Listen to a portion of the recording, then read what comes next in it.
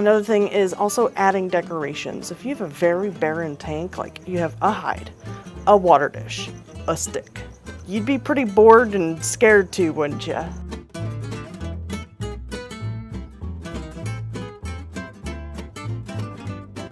Hey guys, Jenny from Tye-Dyed Iguana, and today I'm here to talk to you about a problem in the reptile industry that not a lot of people think about or talk about, but it's about nose rub. And I'm going to talk about what can cause it and what to do about it.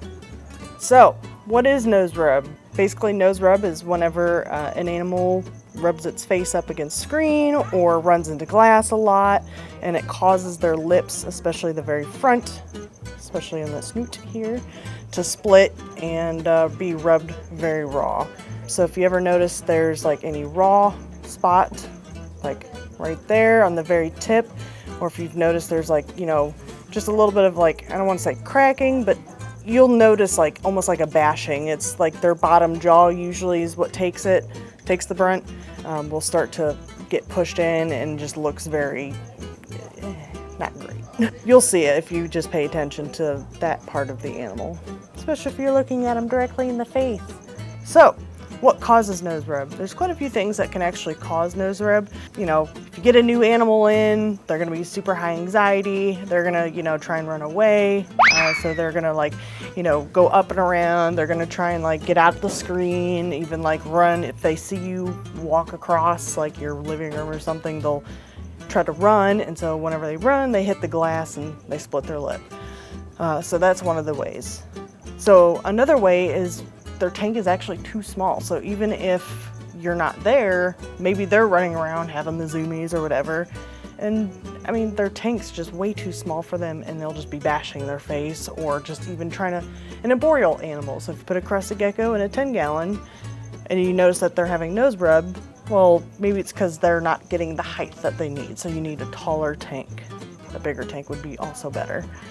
Another thing will be if it's actually temperature-wise, so too hot or too cold. Maybe they're trying to get away from, you know, how hot it is, so they're trying to find a way out of their enclosure. Same with too cold. Maybe they're just trying to find a place to actually warm up. So you make sure that your temperatures are correct in your tank. So that's why it's also very important to keep on top of that. And the last thing that could actually cause nose rub is maybe you have the appropriate size tank. Your temperatures are correct.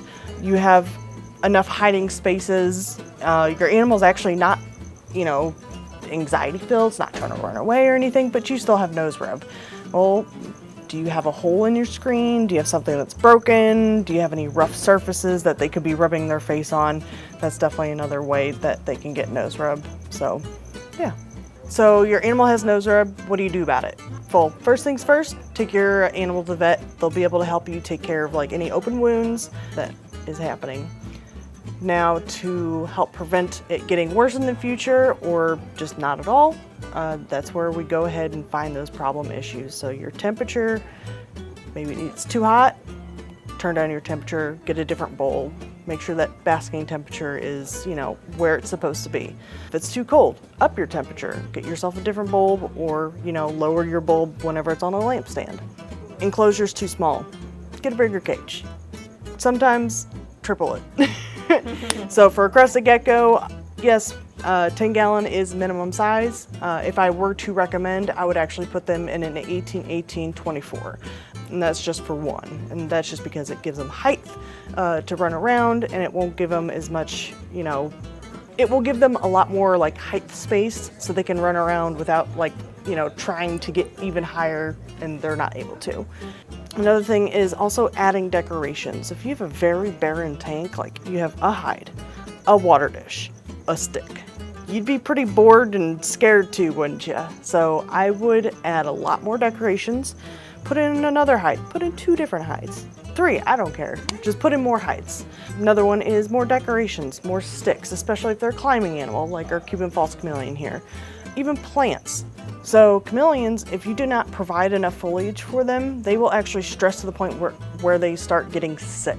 So you want to make sure that your animal, not just chameleons, but all your animals has enough like hiding spaces, enough climbing spaces, enough places to like for them to be enriched and like do things other than sit there and underneath the heat bulb and stare at nothing. You'd get bored too. Also, decorations will help them have more spatial awareness of their tank as well. If you take like, you know, a big old slate of cork bark, or if you take some plants, like, you know, fake plants, and put them up against a piece of glass, they're not gonna go headlong into it. They're gonna see it as a wall, so they're not gonna bash their face into it. So just, you know, that will definitely help prevent any more nose rub there. When it has to come to like a flighty species, something that runs away every time it sees you, talking to you, bam bam. Basically, just give them plenty of hides. They'll find a place that they're comfortable with, that they will just, whenever they do run and hide, they're not gonna go headlong into the wall. They're gonna go right into the hide that they're most comfortable in.